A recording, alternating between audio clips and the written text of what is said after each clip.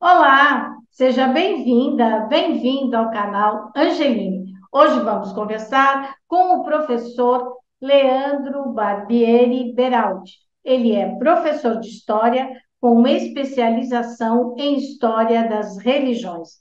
O nosso tema é a pauta de costumes das religiões e também a cultura do ódio. E antes de começar essa nossa entrevista, eu te faço aquele convite. Se você ainda não é inscrito no canal Angeline, faça sua inscrição, deixe seu like, faça seus comentários e também nos acompanhe pelo Spotify. Colabore para disseminar cada vez mais a cultura do encontro e a cultura da paz.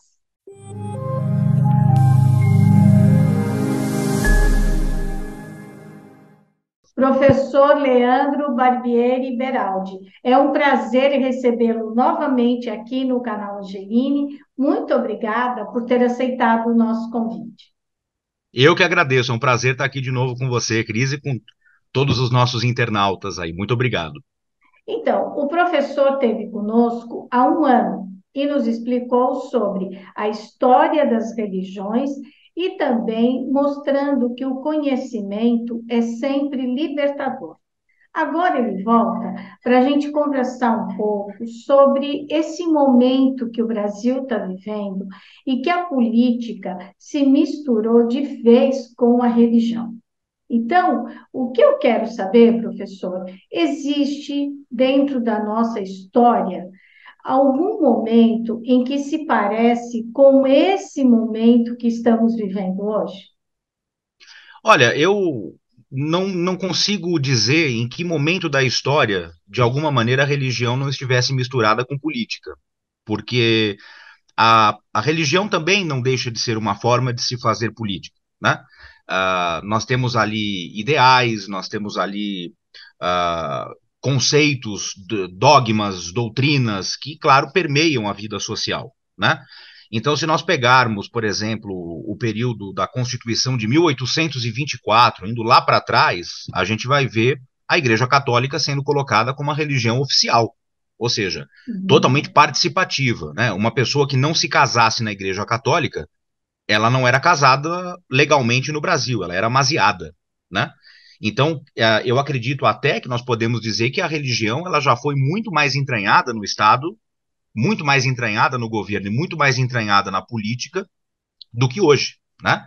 O que hoje nós estamos visualizando é que talvez seja um dos primeiros momentos em que a igreja que está fazendo barulho, vamos por assim dizer, né, que está se entranhando, ela não é a igreja católica necessariamente, ela tem muito da igreja protestante, das igrejas pentecostais, neopentecostais. Então, nesse sentido, eu acho que nós temos uma novidade, né? Ou seja, nós temos denominações, para a gente usar aqui um termo bem genérico, denominações evangélicas tendo uma participação muito grande, inclusive elegendo deputados, né, elegendo vários parlamentares. Então, existe sim essa mistura. Mas não é uma novidade. Sempre aconteceu. Talvez a novidade é que agora nós estejamos falando desses protestantes no Brasil. Mas se nós pegarmos, por exemplo, a cristandade como um todo, a Igreja Católica sempre influenciou e muito, né, em todos os períodos da história. Então, eu não vejo isso com muita surpresa. Né? Eu acho que a surpresa hoje para todos nós, ela vem, e aí eu não estou falando do lado A ou do lado B, eu estou falando dos dois lados, né? Ela vem do radicalismo com que as bandeiras políticas estão sendo defendidas na condição de times de futebol, né? Nós estamos vendo praticamente aí um fla-flu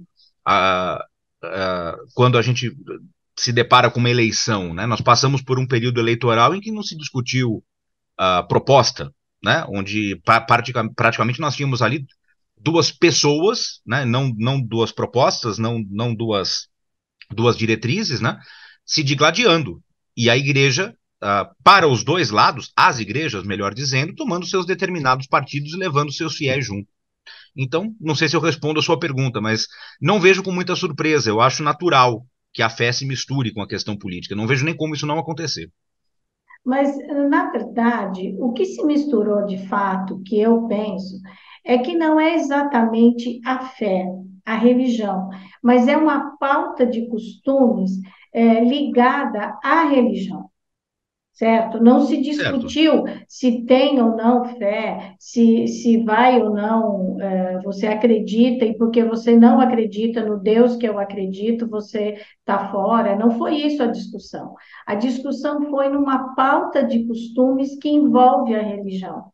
E como eu sempre digo, isso é a periferia da religião e não a essência.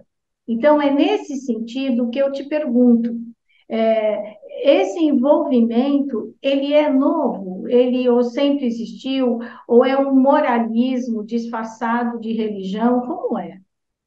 O Brasil, então, eu acredito assim, o Brasil, ele é um país, no que se diz respeito à pauta de costumes, tradicionalmente um país conservador, né? Uhum. Sempre foi. Se nós pegarmos aí toda a parte da história, vários historiadores sempre colocam, né, que as nossas revoluções, elas aconteceram para que os status quo se mantivessem, né?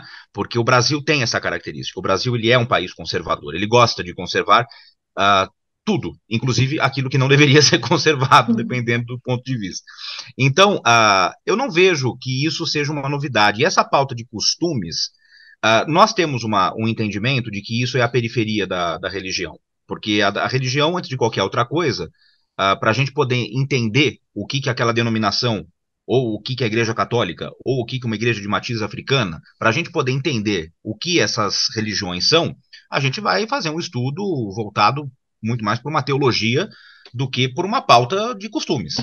Mas na ponta do fio, aquele fiel que está ali, que está se identificando com aquele pastor, com aquele padre, com aquele pai de santo, enfim, com aquele sacerdote, ele acaba sendo pego muito mais por essa periferia, porque ele vai encontrar ali um eco daquilo que ele acredita. Então, olha, eu vou participar desse clube, vamos colocar um termo assim para deixar mais Uhum. didático, né? Desse ajuntamento de pessoas que pensam como eu, que defendem a mesma bandeira que eu. É quase que uma sindicalização dos costumes, né? E isso dá-se dentro de um lugar, de um templo religioso, onde, claro, permeia a teologia, permeia a fé, permeia as discussões acerca de Deus ou acerca da divindade daquela religião, mas essa pauta de costumes é a primeira coisa que une essas pessoas. Né? Eu não acho que seja possível nós dissociarmos isso. Agora, o que me surpreende é quando essa pauta de costumes ela é quase que antagônica àquilo que a parte teológica de uma determinada denominação, por exemplo, está pregando. Então, por exemplo, quando nós vemos um discurso de ódio se consolidando num grupo que tem que pregar o amor, aí eu estranho um pouco, eu acho esquisito. E não vejo isso tanto vindo dos líderes, eu vejo isso vindo de muitos seguidores que interpretam aquilo que querem, né? Então acabam dizendo, não, eu posso falar isso abertamente porque o meu líder religioso disse que é assim. Então eu vou propagar isso na minha rede social, eu vou propagar isso no meu meio social, porque é como se tivesse uma chancela de um representante de Deus dizendo isso é possível. Quando essa chancela vem para alguma coisa que é contrária ao que a própria fé diz, aí eu me assusto um pouco. Porque aí eu concordo com você. Aí nós não estamos falando da religião se misturando ao Estado. Aí nós estamos falando do uso da religião para influenciar no Estado. E aí não tem nada a ver, a meu ver, com essa mistura entre fé e Estado. Aí tem a ver com a consciência de cada um e as desculpas que cada um precisam para chancelar aquilo que acredita. Não, você disse tudo, disse bem, é isso mesmo, é o uso da religião, né? E ao mesmo tempo, eu te pergunto, essa cultura do ódio que se estabeleceu, ela tem muito a ver com esse comportamento das pessoas, mas também com um entendimento ruim da religião, né? É tipo assim, se isso está acontecendo, é porque é o demônio, é porque é Satanás, é porque o comportamento não foi bom, é porque... Então, assim, em vez de Deus misericórdia, Deus é amor, você faz aquela justiça divina que, na verdade, é uma justiça humana, e que quem propaga o ódio gostaria que ela fosse divina. Será que eu sou muito radical nesse Não, pensamento? eu vejo da seguinte forma, por exemplo, se nós pegarmos aí, eu sempre gosto de fazer a comparação histórica para a gente tentar entender, né, Isso. como que o ser humano pode pensar sem correr o risco, claro, de ser anacrônico. Se nós pegarmos aí há 1000 anos atrás, por volta do ano 1000, né, a gente tem ali o chamado milenarismo, ou seja, as pessoas achando que o mundo vai acabar no ano 1000. Qual é o grande pensamento medieval? Estamos falando aqui de Europa, né? Qual é o pensamento medieval ali? O pensamento é o seguinte: olha, seremos castigados. O mundo caminhou de uma forma que os nossos erros serão penalizados. Então, assim, nós estamos, vamos sofrer aquilo, sofrer o castigo divino daquilo que nós merecemos, né? Depois disso, a gente avançando 500 anos à frente, quando a gente fala das reformas protestantes, principalmente a reforma de Lutero, qual é a discussão? A discussão primeira é a salvação. Então, eu vou ser salvo como? Eu vou ser salvo, aí pegando vários pensamentos protestantes, é porque eu sou predestinado a ser salvo? É pelas minhas obras? É pela minha fé? Ou seja, a grande preocupação sempre foi essa. O ser humano ele está sempre querendo se limpar, né? Ele sabe que ele é um pecador. Agora eu estou falando do cristianismo, né? Uhum. Independentemente da denominação, estamos falando de cristianismo. O cristão ele sabe que ele é um pecador. Ele é um pecador. E ele está sempre querendo se safar disso. E ele tem medo de que o pecado dele faça com que ele sofra um castigo muito grande. Então eu costumo brincar que é assim, né? Na dúvida, eu acredito que é por aí, né? Porque se não for, eu não vou sofrer nada, mas se for, pelo menos eu me preocupei com isso. Então é mais ou menos esse o pensamento. E como nós somos um país colonizado por portugueses, né, que tem uma força cristã gigantesca, católica gigantesca, é claro que nós assumimos isso para nós, faz parte da cultura brasileira isso, né? Tanto que nós temos aí mais de 87%, se eu não me engano, da população se declarando cristã. Então, Uhum. assim, isso é muito forte. Esse pensamento ele é muito forte, por mais que a gente concorde com ele ou não, né? Então existe esse medo. Quando alguém exterioriza uma opinião e o líder religioso daquela denominação diz isto é pecado, Deus vai te cobrar por isso, eu vou parar para pensar, vou dizer, eu acho que eu estou defendendo uma opinião que não é legal. O que começa a me preocupar é quando eu começo a ouvir assim, olha, não é mais só a sua opinião, é se você não votar no candidato tal, Deus não está com você. Então isso começa a me preocupar. E eu não estou nem falando da eleição presidencial. Eu estou falando da eleição dos parlamentares. É quando, de repente, o púlpito da igreja vira o palanque daquele deputado, vira o palanque daquele vereador, né? É aquela coisa assim de, no meio do culto, parar para orar por um político. Eu acho isso perigoso. Eu acho isso muito perigoso. Como acho perigoso quando a igreja católica faz isso também. Né? Eu acho que essa mistura ela é muito perigosa. Por quê? Porque aquela pessoa que está sendo ungida no altar, aquela pessoa que está sendo apresentada, é um ser humano passível de falhas. Né? E aí, como é que eu faço se esse ser humano não funcionar ou fizer alguma coisa ou falhar? Então aí eu acho que a gente tem um perigo muito grande. Aí sim, nós temos uma mistura que é o que você muito bem diz, que é fazer uso do púlpito para fazer campanha política. Aí eu acho perigoso. E isso é importante que se diga antes que o público que esteja nos assistindo diga assim: ele está falando dos bolsonaristas. Não, isso aconteceu para o lado dos petistas também. Isso aconteceu para os dois lados. Então, assim, não é uma questão político-partidária. É uma questão da cultura brasileira. É uma questão da nossa cultura. Isso acontece para os dois lados. Eu vi pastores famosos defendendo o Bolsonaro, como vi pastores famosos defendendo o Lula. Eu vi isso acontecer claramente dos dois lados. Né? Então, a minha preocupação não é porque isso favorece ou desfavorece um determinado candidato. Não, a minha preocupação é porque isso permeia toda a discussão política. E daqui a 4 anos, quando a gente não tiver mais essa polarização, se Deus quiser, porque essa polarização não faz bem a ninguém, não faz bem isso. A gente precisa ter várias propostas, não só duas. Daqui a 4, 8 anos, quando a gente não tiver essa polarização, isso vai continuar permeando, porque isso faz parte da cultura. Faz parte da cultura brasileira. Nós temos essa cultura. O apoio da fé sempre foi muito importante. Um dos motivos pelos quais caiu o Segundo Império, entre muitos, foi qual? A retirada do apoio da Igreja Católica, por causa daquela questão dos maçons, né? De pode maçom, não pode maçom, aquela questão católica toda que fez com que a igreja não apoiasse o imperador. Então, assim, perder o apoio da Igreja Católica foi mais um toque para que a República viesse. E a República, por mais que tenha separado, né, transformado o Estado em Estado laico, também não deixou de lado a importância dos padres, dos sacerdotes, dos bispos. Então, assim, essa mistura, ela é cultural, ela é histórica, e ela não vai se resolver agora e provavelmente nem nos próximos 100 anos, sem querer ser pessimista aqui. Eu sigo um pastor no Instagram e que ele, acho que o nome dele é Hernandes, e ele, de vez em quando, ele diz assim: Eu tenho fé que as igrejas voltarão a falar de Jesus Cristo, né? Porque É, realmente, durante a campanha, aconteceu isso, né? Se falava demais. Agora, o que eu fico pensando, assim, essa cultura do ódio, né, que eu não gosto de dizer cultura, mas enfim, é isso que aconteceu durante esse bom tempo aqui, todo esse período. Ela, como é que ela nasce nesse país que era considerado um país alegre, feliz, onde todas as religiões eram respeitadas, e as religiões de matrizes africanas, em pleno 2022, tem muito terreiro que continua sendo apedrejado, está com fogo. O que aconteceu com esse povo, que era tão alegre, tão é, religioso, tão alegre, tão feliz? E se, segundo a PNAD, para 91%, a fé é um valor. Então, o que aconteceu com essas pessoas?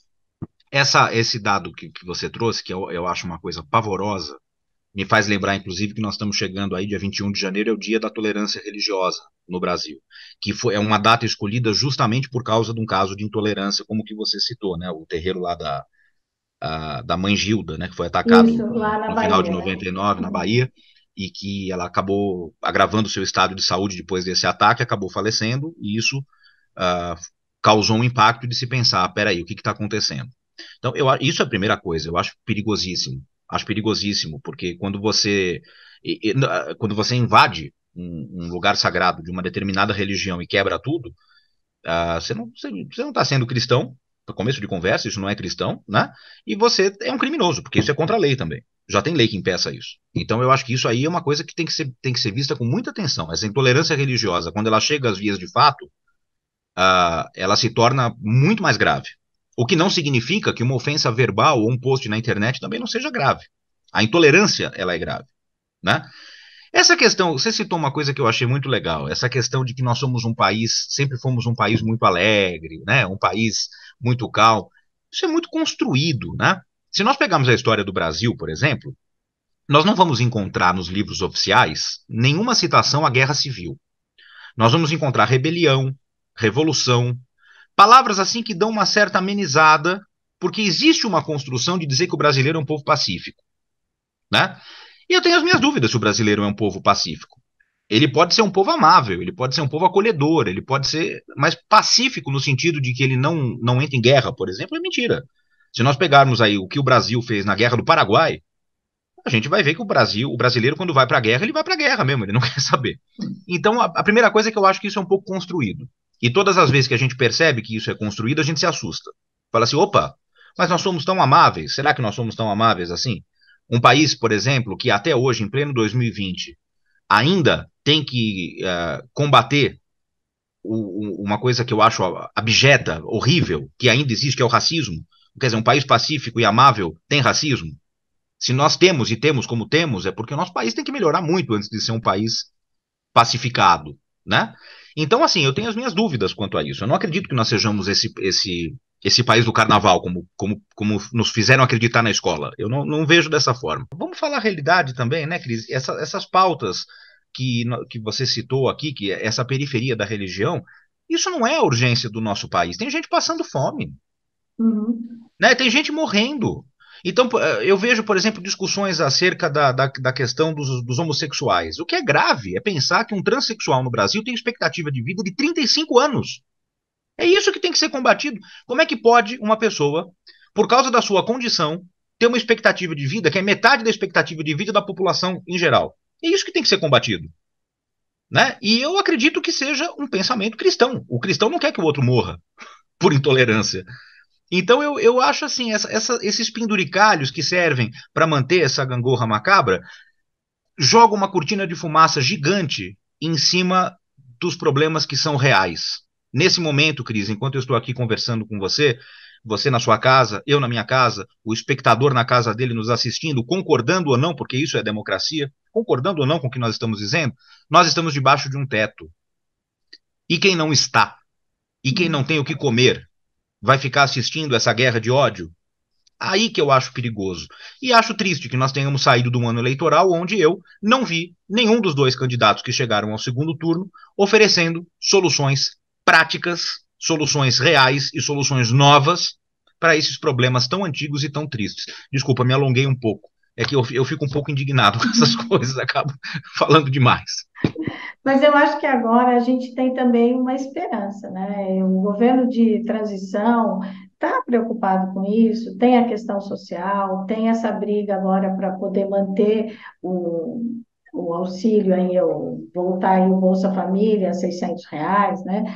E ver o rombo que tem nesse orçamento e ver o que é possível fazer no social. Eu estou com muita esperança que as coisas possam, pelo menos, voltar àquela história, como disse o candidato Lula em toda a eleição: almoçar, tomar café da manhã, almoçar e jantar, que é o mínimo, né? E Isso é o mínimo. também essa questão da educação, que eu vejo que é urgente. Não é possível você aprender a ler e escrever por um aplicativo se você não tem nem internet. Você precisa ter professor ali na ponta, né, e valorizar a educação.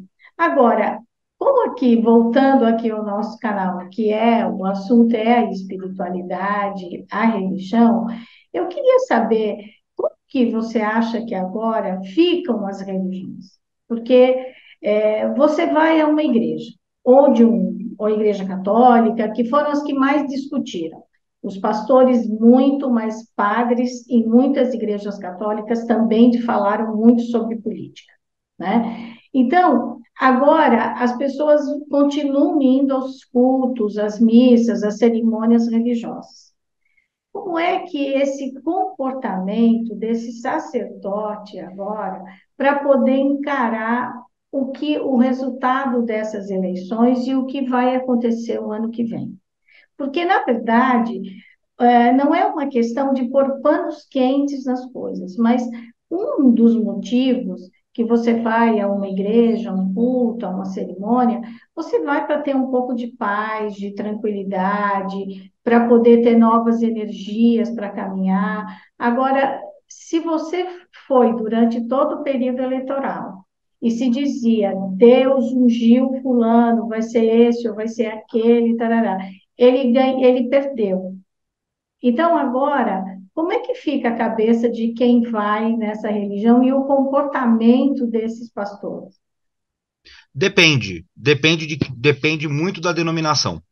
Por exemplo, se nós pegarmos aqui a Igreja Católica, se nós pegarmos as igrejas pentecostais e as igrejas protestantes, aquelas que são mais moderadas, vai surgir o discurso que já está surgindo, de dizer assim: foi a vontade de Deus, nós vamos ter que aceitar, permaneçamos vigilantes. Esse é o discurso que está sendo feito. Eu me interessei muito em saber no dia seguinte o que diriam os dois lados. Então eu fui tentar ir em rede social de tudo quanto é pastor aí, dos que apoiaram um, dos que apoiaram o outro, para ver o que estavam dizendo, né? E o que eu vi foi isso. Agora, existe, e aqui de novo eu quero deixar claro, isso não é uma crítica, isso é uma discussão à base do entendimento teológico dessas denominações, que são as denominações tidas como neopentecostais. Essas denominações, elas têm na sua base teológica, uma das coisas que ela apresenta é justamente uma batalha espiritual constante contra potestades. Então, nós aqui no mundo físico seríamos resultado das batalhas entre essas potestades. E estar vigilante nessa guerra santa, vamos dizer assim, faz parte do papel do fiel. Isso faz parte da doutrina de muitas denominações chamadas neopentecostais. No caso dessas em específico, o que está se apresentando é o que a própria base teológica diz. Estamos numa guerra, alguns dizem o inimigo venceu e nós não podemos deixar que isso aconteça. Então vamos entrar em conflito e passar esses anos todos na oposição e guerreando, né? Porque, ao contrário disso que você disse, e que, claro, é verdade, a gente vai no culto para renovar as energias e sair bem. Mas algumas denominações, e atenção, algumas, por favor, quem está me assistindo aí, algumas não, algumas vão para fomentar essa guerra espiritual. E aí o cara sai de lá se sentindo um soldado, ele sai de lá se sentindo como parte do exército de Deus. E aí, para essa denominação, o fato de ter ganhado a oposição significa o quê? Nós vamos ter que triplicar a nossa fé. Então a gente vai aumentar os cultos, a gente vai aumentar o discurso, porque faz parte. Esse é o entendimento. Então, depende. Depende. Agora, uma coisa que eu queria dizer para você que me chamou a atenção ao longo dessas eleições. Eu não conhecia isso. Eu não conhecia. Estão surgindo alguns movimentos, eu não sei se você chegou a ver, de grupos leigos católicos que estão formando associações para, inclusive, contestar os bispos, dizendo que os bispos estão desvirtuando a Igreja Católica. Eu achei isso muito curioso. Eu comecei a pesquisar isso de uns meses para cá. Um é muito famoso, inclusive, ficou muito famoso, porque tem gente famosa que está junto e tal. E eles têm um discurso conservador muito intenso, a ponto de que eles defendem a volta da missa em latim. Eu não É, conhecia isso. Eu eles não são conhecia. contra, eles são contra o Papa, inclusive. Eu Tem não conhecia grupos, isso. tem grupos desses grupos, alguns deles rezam pela morte do Papa, Meu porque Deus, isso eu não sabia. eles acham o Papa Francisco liberal demais, imagina. Eu considero o Papa Francisco um líder necessário no mundo de hoje. Uma pessoa que fala pelo pobre, pelo oprimido, uma pessoa que é contra a guerra, né, que é contra o Sim. armamento. Então, o Papa Francisco, para mim, ele é uma luz no mundo, né? Então, Então, eu citei e esse esses grupo. grupos, eles são, desculpa, eles são assim extremamente radicais, né, com tudo. Eles querem a volta da missa em latim e muitas outras coisas, e eles são completamente. Eles dizem que eles são ultraconservadores e católicos, mas eles não fazem uma coisa que é a obediência, por exemplo, ao Papa. Sim, Né? a infalibilidade, né? Eu sempre brinco e digo, se o Papa dissesse assim, é proibido uma pessoa entrar, sei lá, de roupa preta na igreja, estariam todos na porta dizendo aqui não pode. Mas como o Papa disse, conversem, reúnam, parem de cobrar pedágio. Eles ignoram o Papa, né? Então, chega a ser engraçado, mas esses grupos, eles são tão radicais quanto os neopentecostais. Eu acho que e na pauta de costumes, eles se juntam, eles são iguais. Eu o citei porque esses são grupos que eu estou vendo que não estão esmorecendo e que estão Uhum. entendendo que chegamos numa época de combate. Então, esses são os grupos, respondendo a sua pergunta, que eu acho que vão se manter. Eu quis não só citar os evangélicos, também mostrar que Uhum. isso existe nos católicos, né? Que isso não é. Porque eu tenho muito medo, só para te explicar, Cris, eu tenho muito medo dessa visão de que a igreja evangélica é uma única coisa. Porque os católicos têm essa ideia. A igreja evangélica são as igrejas evangélicas. Existem muitas. Aham. Existem igrejas lindas. Existem pastores maravilhosos mesmo conservadores que falam coisas fantásticas. Não é uma questão aqui de ser conservador ou ser progressista. Mas o que eu quis te mostrar é isso. Assim como eu citei essas neopentecostais, que são algumas, eu também posso citar isso dentro do movimento católico, que também são alguns. E me chamou a atenção, porque eu vi discursos de alguns desses grupos católicos muito mais radicais do que Uhum. eu vi de evangélicos. Muito mais radicais. Então, eu confesso que isso para mim é um movimento novo. Eu acho que nós ainda não conseguimos entender quais serão os resquícios desse período que a gente viveu agora. A gente vai ter que procurar entender melhor isso, uh, porque tem muita coisa nova que surgiu aí e que a gente não sabe se vão prevalecer, não vão, se vão se adequar a uma realidade democrática ou não vão. Isso é muito difícil da gente perceber. Esses grupos eles já existem há algum bom tempo. O que acontece é que nessa campanha eles vieram a público, vamos dizer assim, a exposição deles foi maior, mas eles já existem há um bom tempo. Muitos deles, inclusive, diziam que o Papa Bento XVI ele era liberal, ele tinha que ser mais rígido, né? Então, Para ver como são as coisas. são Esses essas grupos que pessoas. eu vi, eles falam, alguns inclusive falam, que o problema começou no Concílio Vaticano, Uhum, né? Então eles vêm lá de João isso. 23, Paulo VI, eles vêm vindo. Então, assim, eu quero deixar É, claro que não estou criticando, estou tentando entender. certo. É difícil de entender, porque, assim, eu não entendo muito, eu venho de família católica, né? Eu sempre vi os meus familiares católicos fervorosos defendendo que o Papa é infalível e que o Papa é um homem santo na Terra. Eu nunca vi um grupo católico falando mal do Papa. Então isso me chamou uma atenção enorme, porque eu falei assim, puxa vida, mas como é possível? Eu nunca vi isso. É. Então isso eu tenho me debruçado em cima disso, tenho visto Então, muita coisa desse pessoal para entender. professor, às vezes é isso que me assusta um pouco, sabe? Porque é o seguinte, parece que essas pessoas ou esses grupos, quando eles estão em grupos e não quando eles estão sozinhos fazendo essa defesa, é assim, tem que ser como eu quero. Se não for como eu quero, não será. Então, por Uhum. exemplo, participar de uma religião não é uma obrigação de nenhuma pessoa. Vai quem quer. Tá certo? Então, se você diz, tá bom, eu aceito participar da Igreja Católica, ou eu aceito participar da Igreja Batista, da Igreja Protestante, da Igreja Presbiteriana, da Igreja Universal do Reino de Deus, enfim, seja a igreja que for. Se eu aceito e vou lá e me batizo, então eu aceito as normas, as regras dessa igreja. Do contrário, eu saio dela. O que me Uhum. assusta nesses grupos da Igreja Católica é que eles não querem seguir o que diz a igreja. Eles querem formar uma igreja do B, vamos dizer assim, né? Uma igreja particular, mas dentro da denominação católica. Eu acho que é isso que me assusta, não sei se isso te assusta também, mas é assim, você continua naquele guarda-chuva da Igreja Católica, mas eu tenho aqui a minha paróquia separada. Eu faço aqui o que eu quero. E isso Isso. é uma tendência da igreja evangélica. A igreja evangélica, Uhum.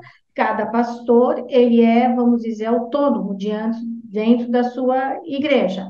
A igreja católica, não. Se é domingo de Ramos numa igreja aqui no Brasil, é domingo de Ramos no mundo inteiro.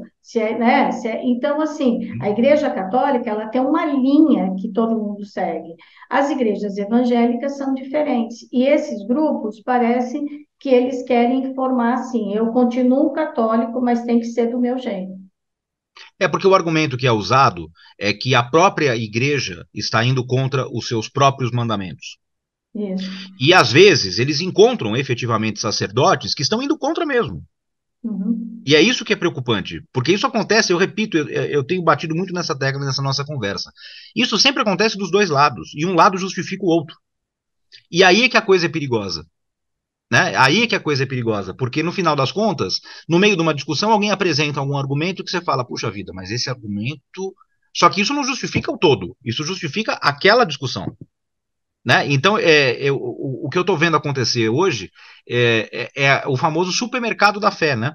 Então, eu Isso. pego da igreja evangélica o que me interessa, do espiritismo o que me interessa, da igreja, da igreja católica o que me interessa, da matiz africana o que me interessa, e eu monto a minha religião, a minha espiritualidade. E aí eu vivencio ela. Tudo bem, desde que eu não queira impor essa espiritualidade individual particular, essa minha experiência com o divino, ao outro. Porque o outro vai fazer a mesma coisa e vai chegar à conclusão dele. Então, eu acho que o perigo maior aí é esse, né? É como que a gente vai fazer Uhum. para entender que cada um tem a sua espiritualidade e tudo bem. Mas eu não posso querer impor a minha espiritualidade ao outro e entender que se o outro não segue aquilo que eu acredito, ele está perdido e eu estou salvo.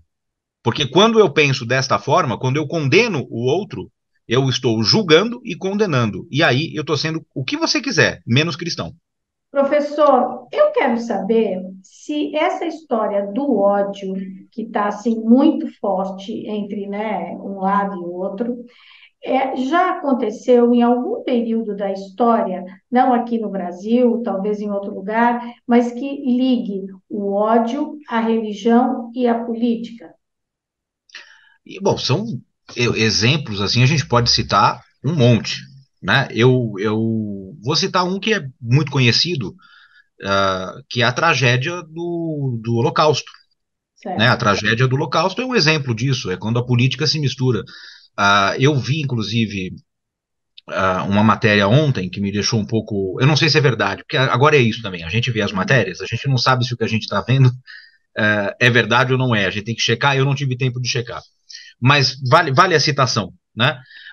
Houve um período na Alemanha nazista em que os judeus tinham que colocar uma estrela de Davi na porta dos seus comércios, né? para que todos soubessem que ali era o comércio de um judeu. Né? Isso já no início daquele ódio todo que levou a uma das maiores tragédias, né, que a gente conhece. E eu vi recentemente uma reportagem de algum lugar do Brasil onde estavam dizendo assim: coloca na porta em quem você vai votar, para a gente saber Hum. se a gente está comprando de alguém que concorda ou não concorda com a nossa opinião. Então, eu não sei nem de que lado que é essa história, mas né, nessa polarização toda, né? Mas eu vi essa história. Então, quer dizer, pô, de repente, né, eu tenho que colocar no meu comércio o símbolo. E eu lembrei dessa questão É. dos nazistas. Eu vi em várias lives também que em várias cidades as pessoas, os comerciantes que não se pronunciaram politicamente, os bolsonaristas disseram que eles são petistas. Ou então mesmo alguém que se declarou petista, há um boicote para que não se compre nada desses comerciantes, né? Eu vi isso acontecer para os dois lados. Vi Hum. petistas dizendo para não comprar de bolsonaristas e bolsonaristas dizendo para não comprar de petistas. E eu acho isso perigoso. Mas respondendo a sua pergunta, então me vem isso na cabeça. Agora, o povo judeu é um povo que vem perseguido, né? Então, por exemplo, se a gente for lá para a Idade Média, eu me lembro de ter visto num livro. Às vezes eu tenho um problema porque eu lembro o que eu vi, mas não lembro nem o autor nem o livro, mas eu lembro que eu vi. Não sei se era do Jacques Legoff, era um livro que mostrava um cartaz, um cartazete da época medieval que encontraram, né?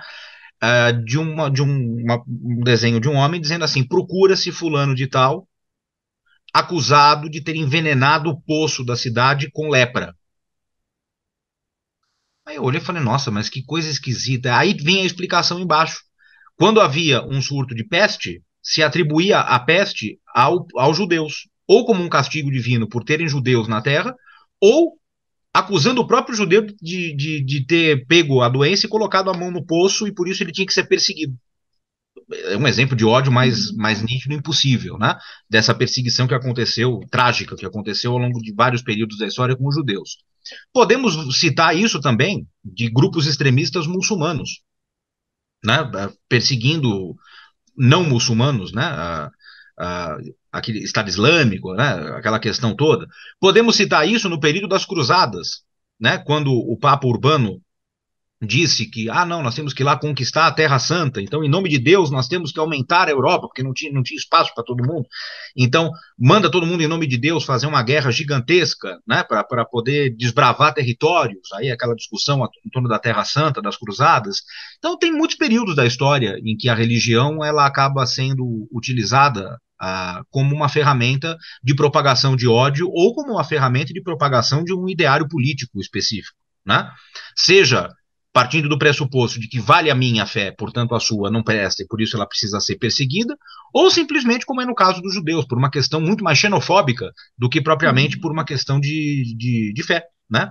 Então isso Certo. acontece muito ao longo do período, ao longo dos períodos históricos. Se a gente pegar aqui Brasil, por exemplo, nós podemos citar vários exemplos. O simples fato dos jesuítas chegarem aqui massacrando a parte cultural, porque é verdade, isso é um fato. Hoje nós temos essa consciência. Quanta cultura dos povos originários a gente não perdeu porque simplesmente foram ressignificadas pelos jesuítas e a gente não sabe o que aconteceu, né? Que Certo. fim levou. Isso é realista, é real. Né? Isso aconteceu em toda a América.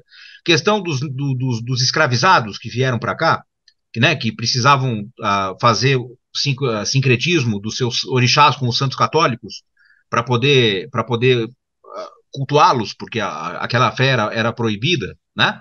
Agora, curioso, olha como às vezes o discurso ele é diferente da prática. Existem vários relatos de fazendeiros, ah, principalmente do período da cana de açúcar, café, a gente pode pegar todo esse período aí da colonização, que publicamente, com documentos tal, perseguiam essas religiões, mas permitiam que os cultos aconteciam nas fazendas, porque eles próprios muitas vezes frequentavam os cultos para ouvir o que os orixás tinham a dizer, quais eram as orientações, a mulher que queria engravidar e não sabia como ia lá e fazia um trabalho para ver se ela engravidava. Ou seja, também existe a hipocrisia de dizer assim, não, eu É. sou contra essa fé, mas no final das contas, o brasileiro tem a sua curiosidade também, de saber, mas será? É. Ou será que é isso? Isso Professor, eu existe. digo que tudo pode, se for escondido. Pois é, pois é. Né? E aí é perigoso, né? Porque, quer dizer, no meu discurso eu sou contra alguma coisa, e de repente eu estou aqui conversando com você, falando veementemente contra alguma coisa, eu desligo o computador e vou fazer aquilo que eu acabei de falar. Eu não sei como é que uma pessoa consegue viver desse jeito, especialmente se dizendo cristão. Porque Exato, também, porque repito, isso não é muito contra o evangelho. porque Mas, eu fico pensando, se esse país é um país declaradamente cristão, a grande maioria é cristã, né? Então, eu me pergunto, como é que o ódio pode tomar conta disso? Porque eu entendo quando você fala que a pessoa sai dizendo, não, eu sou um soldado de Deus, eu vou combater o mal e tarará. Mas a essência do cristianismo está lá, né? Jesus deixou claro, eu vos dou um novo mandamento. Amai-vos uns aos outros como eu vos tenho amado. E quem fizer dessa forma será reconhecido como meu discípulo, né? mas, Então, mas para quantas mim, pessoas leram Jesus, isso? né? Você é um professor de história, não sei se você concorda comigo, mas na minha cabeça, Jesus, ele faz o quê? Ele marca a civilização, porque ele diz: não é mais olho por olho, não é mais dente por dente, atire a primeira pedra quem não tem pecado. Então, ele marca a civilização, né? E parece que agora a gente volta à barbárie, né? Porque, assim, essa expressão, eu odeio, eu te odeio, ela é muito forte. Ela não Mas quem, combina com o cristianismo. mas o nosso problema é o seguinte: quem efetivamente pegou a Bíblia e leu os evangelhos do início ao fim como um livro? Poucas pessoas fazem isso. Algumas até fazem, mas já seguindo a orientação de alguém que está junto. E eu acho interessante, né? Porque uma das bandeiras do protestantismo era justamente essa liberdade de dizer assim: eu preciso ler, né? Eu não posso seguir só o que o padre está falando. Eu preciso ler, eu preciso ter acesso. Mas não adianta, se eu não leio e de repente eu pego algumas lideranças, repito, algumas, tá? Até minoria, é que são minorias barulhentas, mas até minorias, que pegam e subvertem aquilo que está escrito e dizem, ó, está escrito isso, mas tiram de contexto, não se preocupam em ler o que está lá na frente, então lê aqui, mas não lê ali. E quem que pega para ler de verdade isso? Quem que pega efetivamente para entender aquilo que está escrito no Evangelho? Essa é a minha preocupação, são poucas as pessoas que fazem isso. Porque quem faz e lê vai ver que tem alguma coisa que não está batendo. Vai ver que tem alguma coisa que não está batendo.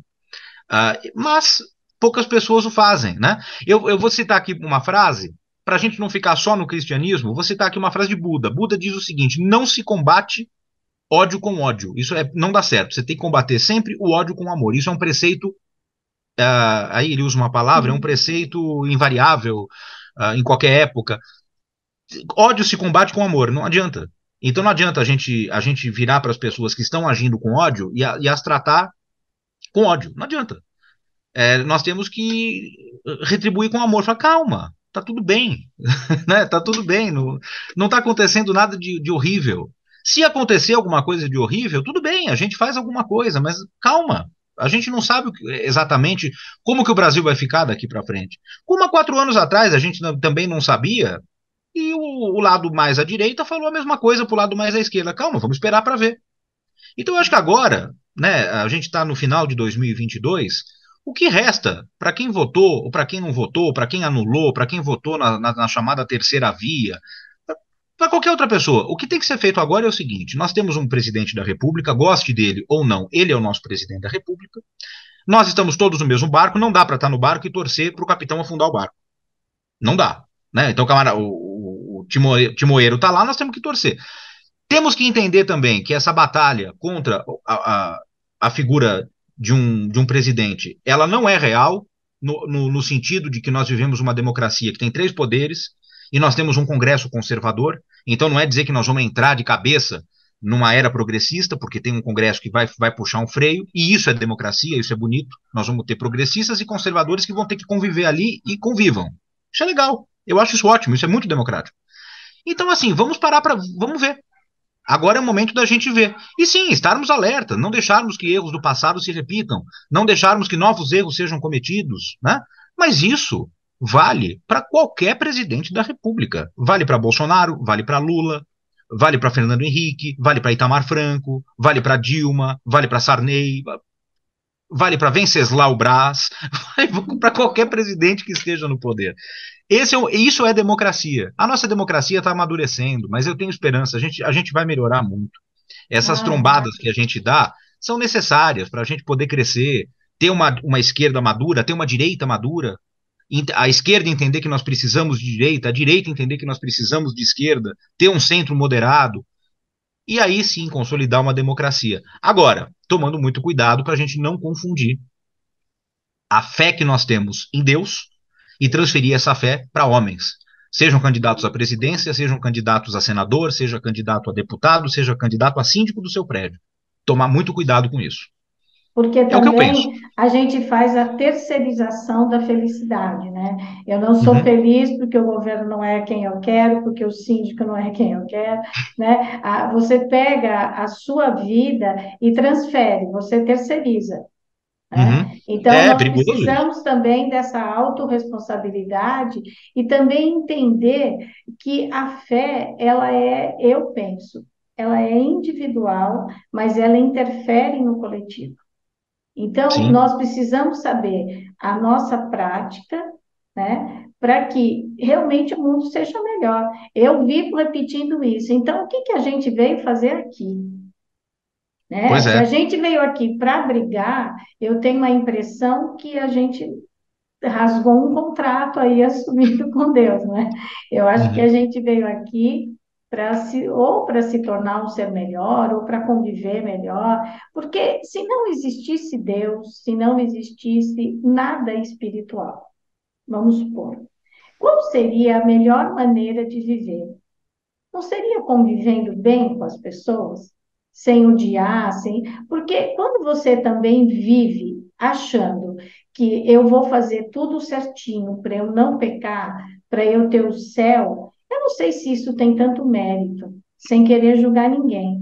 Mas o seu sentimento, ele precisa ser um sentimento verdadeiro, né? Sim. Porque senão você vai viver o quê? Numa barbárie? A gente já está em 2022, nós temos tecnologia, conhecimento, né? Nós temos toda a história para contar como é que foi, o que deu certo, o que não deu. Nós temos entendimento, sabedoria e discernimento que a gente pode tornar esse mundo melhor do que ele é, você não acha? Eu acho que é nossa obrigação fazer isso. E eu não vejo nenhuma religião dizendo o contrário disso. A gente pode pegar, olha, pode pegar o candomblé, pode pegar a Umbanda, pode pegar as igrejas evangélicas, as pentecostais, as neopentecostais, a católica, todas as protestantes tradicionais, O os budismo. muçulmanos, os judeus, os hindus, os budistas, todo mundo. Todo mundo fala a mesma coisa. Nós temos que melhorar o mundo, independe do porquê. O mundo já está tão difícil. Eu pego, por exemplo, vou citar uma coisa bem contemporânea aqui: hater de internet. Você tem um canal, eu também tenho. A gente sabe que de vez em quando isso acontece. Toda vez que alguém vai lá e escreve algum comentário que é um pouco mais. Acontece às vezes, né? Eu sempre olho aquilo com uma certa compaixão e digo assim: puxa vida, mas uma pessoa ter coragem de ir lá no trabalho da outra pessoa. Graças a Deus que isso é muito raro, mas às vezes acontece. E para fazer um comentário desse, qual é o tamanho da infelicidade dessa pessoa? O mundo já tá tão ruim, a gente vai ficar jogando gatilho para as pessoas piorarem? Né? Para quê?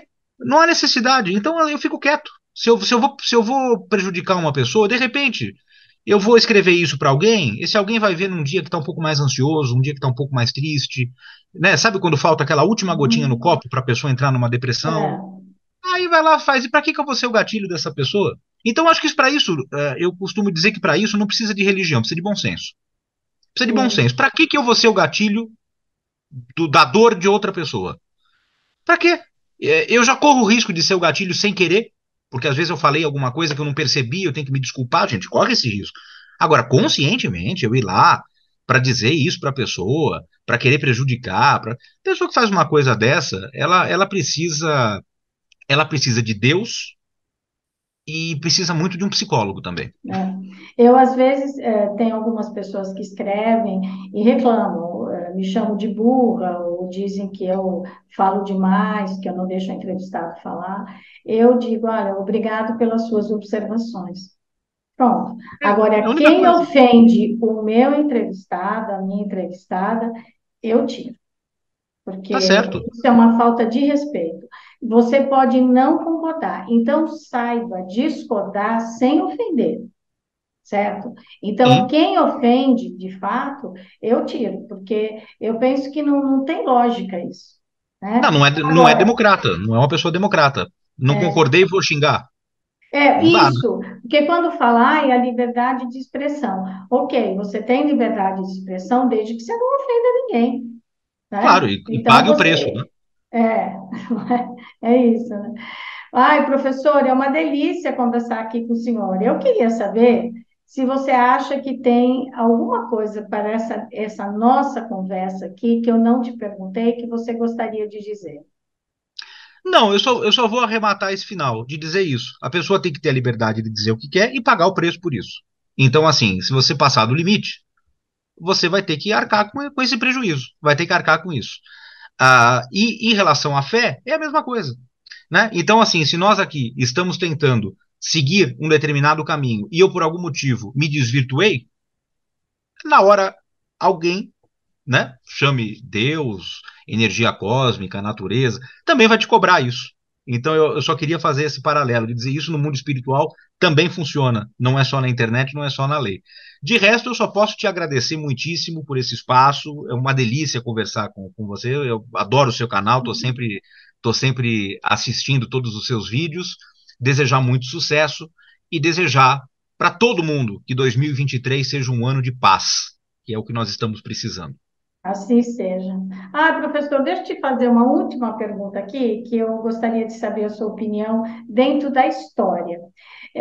Parece que, ultimamente, essa questão da espiritualidade, ela se expandiu de uma forma bem enorme mesmo, né? Então, você tem, além das religiões tradicionais, você tem hoje grupos de pessoas que vem uma pessoa que faz revelações, a outra que manda mensagem. Você tem muitos grupos, muitos seguidores querendo encontrar um caminho. E você tem também as pessoas, como você já citou aqui, que pegam um pouco do espiritismo, um pouco do catolicismo, um pouco da igreja evangélica, do judeu, do judaísmo, do islamismo e monta a sua própria religião. Eu queria saber se esse é um período que a gente está vivendo isso, ou se já teve períodos anteriores na história que a humanidade já passou por isso. Olha, historicamente, eu não vou saber te dizer um período em que isso tenha acontecido. Eu acredito que isso seja um período, seja uma coisa da nossa era, porque não se discutia fé. Até a Reforma Protestante, a igreja era com I maiúsculo. O que Uhum. havia era uma discussão teológica. Então, se nós pegarmos, por exemplo, a Igreja Católica, nós sempre tivemos as chamadas heresias, né? Então, assim, Uhum. sobre a natureza do Espírito Santo, eu não vou entrar no pormenor porque é muito técnico, Certo. mas enfim, haviam discussões acerca de alguma, principalmente sobre a natureza de Deus, a natureza de Jesus, a natureza do Espírito Santo. Havia essa discussão, mas aquele que acreditava naquilo e pronto, né? Agora, essa possibilidade de eu acreditar um pouquinho numa coisa, acreditar um pouquinho em outra, expor isso e tudo bem, isso é uma característica típica da nossa era. E eu diria mais, é uma característica típica do brasileiro, porque se a gente for para a Itália, por exemplo, que é um país extremamente católico, e dizer que nós somos católicos não praticantes, o italiano não vai entender. Uhum. Porque a ideia de um católico que não vai à missa, que não faz os sacramentos, é inconcebível para um católico praticante. Então, essa ideia de que eu posso ter uma religião que eu pratico, mas não pratico tanto, eu vou, mas não vou tanto, eu acredito, mas eu também acredito um pouco naquela outra coisa. Eu acredito que isso posso estar errado, tá? Mas eu acredito que isso seja uma característica da nossa época e do nosso povo. Eu acho que isso é uma característica do Brasil por todos os sincretismos que nós tivemos aqui. E eu acho isso maravilhoso, porque isso nos dá uma liberdade cultural gigantesca de poder explorar várias culturas e várias fés e várias formas, porque não importa o caminho, o importante é chegar a Deus. Se eu cheguei a Deus, o caminho que eu segui foi o que ele escolheu para eu chegar da melhor maneira. Eu vejo dessa forma. Né? E por isso também o grupo, já declaradamente sem religião, é um grupo que cresce bastante aqui no Brasil, né? É, os chamados desigrejados, né? É. Muitos, inclusive, isso é um movimento relativamente recente, muitos protestantes, coisa que até então não se via muito, né? Que são os chamados evangélicos não praticantes, que já começam a surgir aí. Tem a ver com isso. Às vezes a pessoa se sente muito melhor pegando a Bíblia, lendo em casa, né? E isso também é bíblico, né? Porque o sacerdote da sua casa é você, né? Isso é bíblico. Então, está escrito lá. Né? Então, também a pessoa prefere fazer o evangelho em casa, montar uma célula com os vizinhos do prédio e não vai numa igreja porque se sente mais à vontade, tem o conforto, não corre o risco de ter aquilo que, infelizmente, em todas as igrejas sempre aparece, né? Que é a fofoca, está sempre presente, né? É só juntar seres humanos, a fofoca aparece. Né? Então isso também acontece nas igrejas, a gente sabe que acontece. Então às vezes a pessoa simplesmente diz, eu não vou mais, porque tinha uma fofoca lá que me incomodava, eu parei de ir. Estou te falando de depoimento de amigos que, principalmente da época da pandemia, se tornaram desigrejados assim também. Então acontece, é um movimento, e também muito combatido por algumas lideranças, que dizem que são pessoas que estão se perdendo na fé. Então também existe aí um certo conflito entre esses grupos. Certo. Bom, professor, nossa, olha, foi uma delícia conversar com você. Eu te chamo hora de senhor, hora de você, Mas eu já te pedi mas tanto para não me chamar de senhor, que você me pediu para não chamar você de senhora e eu cumpri. Mas você não cumpriu, aí eu fico parecendo mal educado. não, não, você não é mal educado. Olha, eu te agradeço muito, agradeço principalmente o seu tempo, que eu sei que é precioso, mas, sobretudo, o seu conhecimento, e por tornar esse seu conhecimento tão palatável, tão simples, que a gente possa entender. Então, Muito muito, muito obrigado. obrigada, e agradeço a você aqui que está nos ouvindo pelo Spotify ou nos assistindo pelo YouTube. Se você considera esse conteúdo relevante, compartilhe o áudio, compartilhe o vídeo e fale desse espaço do canal Angeline para sua família e para os seus amigos. Colabore para disseminar cada vez mais a cultura do encontro e a cultura da paz. Professor, muito, muito obrigada. Obrigado. Muito obrigado. Obrigado a todos.